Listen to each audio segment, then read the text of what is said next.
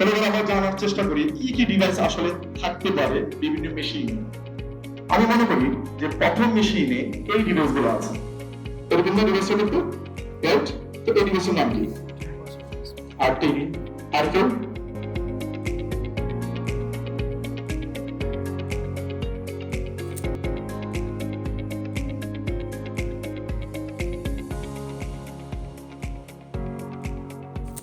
আপনি যে দেশে 1 লক্ষ টাকা পান তাহলে বিদেশ যাওয়া লাগবে লাগবে কি?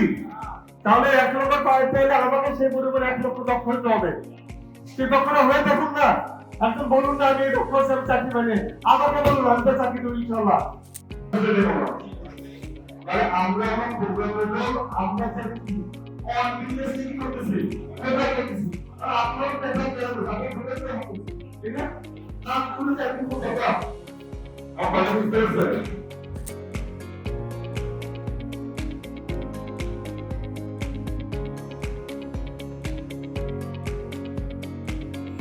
অটোমেটিক করতে চাইলে করতে চাইলে এটা একটা বড় মেশিন।